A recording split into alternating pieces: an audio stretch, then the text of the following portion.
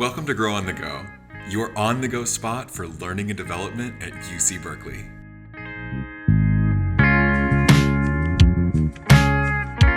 In today's episode, we're talking about collaboration, one of the 5 performance indicators in the achievement criteria. Grow on the Go is produced by People and Organization Development in Berkeley People and Culture.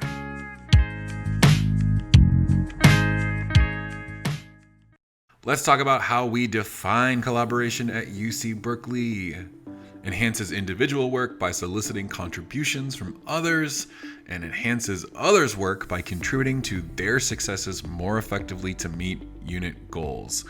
Okay, so what are you noticing about this definition? It's about seeking to improve your work by working with others and improving others' work by working with others. So I'm doing good work and I'm helping other people to do good work as well. Let's talk about getting started with collaboration in your role. So think about everybody you interact with at work, your supervisor, your peers, people you connect with for work needs in other teams and departments, and think about those that you support, your clients.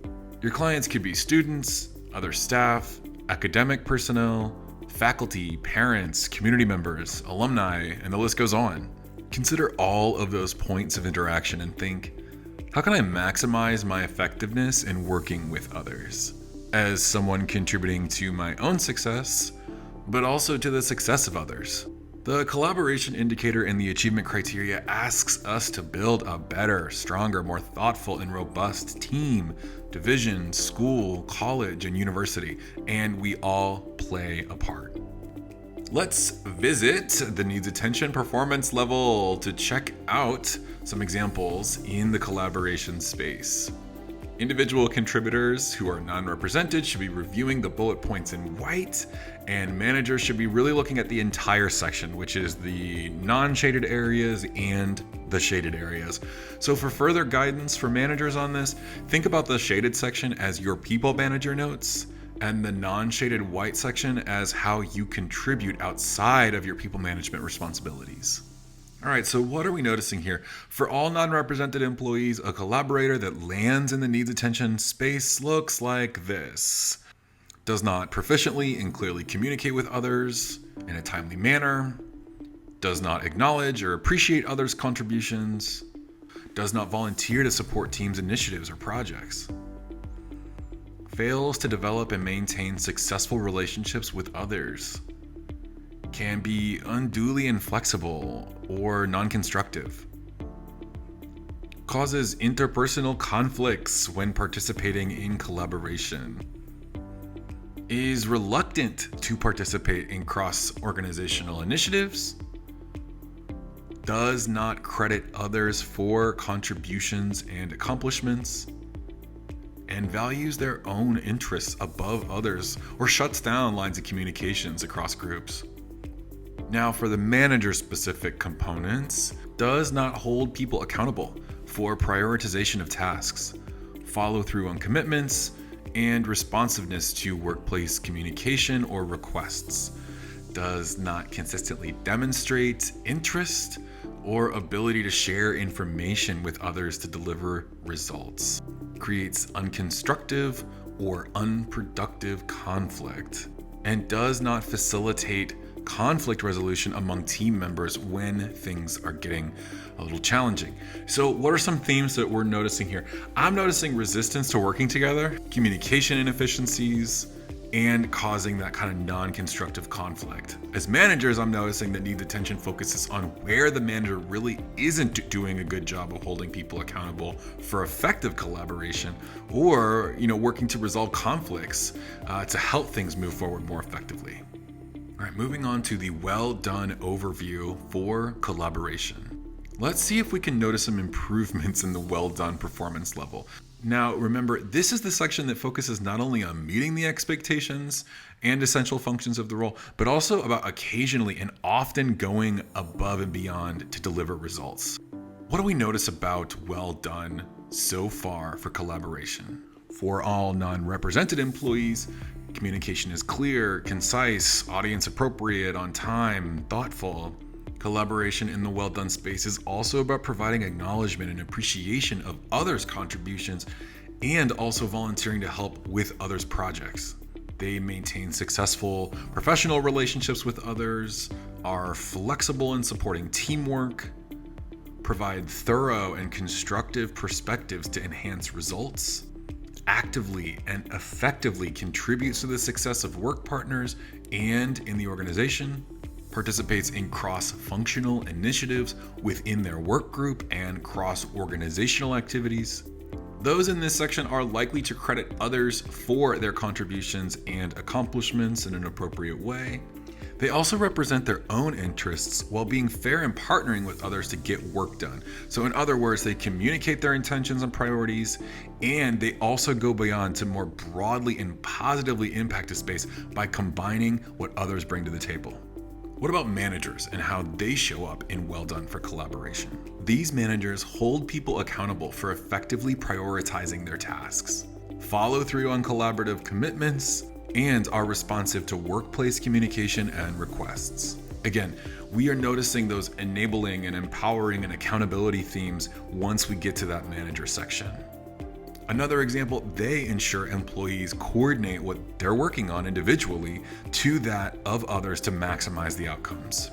They also share information, skills, and knowledge, and actively listen to others' experiences.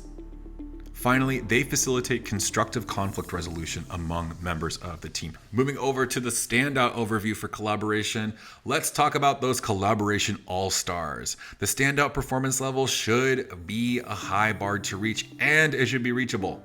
The achievement criteria gives us such great insights on how to plan for high performance. What's it like to have standout performance for collaboration for all non-represented employees? This looks like exceptional communication, timely, clear, thoughtful, persuasive, accurate, and focused on the needs of specific individuals and groups. These individuals are prioritizing teamwork to drive results and build appreciation culture and recognition for efforts and success.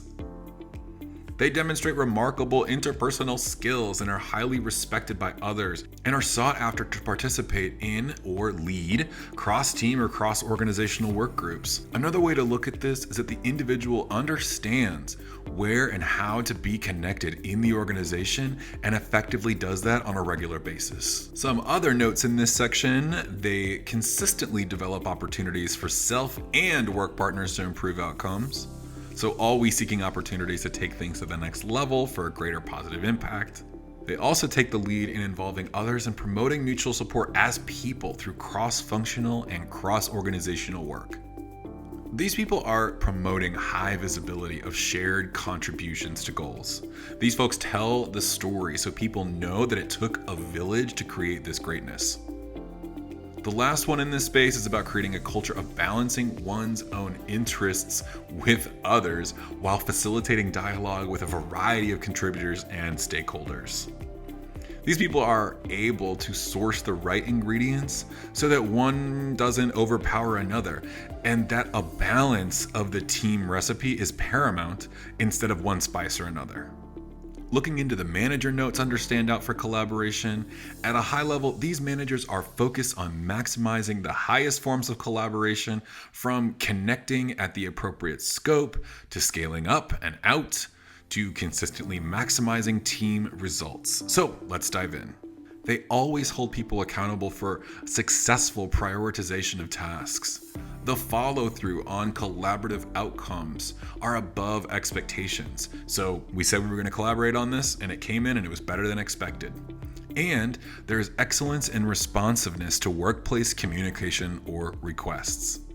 These managers anticipate information needed and spark sharing information and current trends.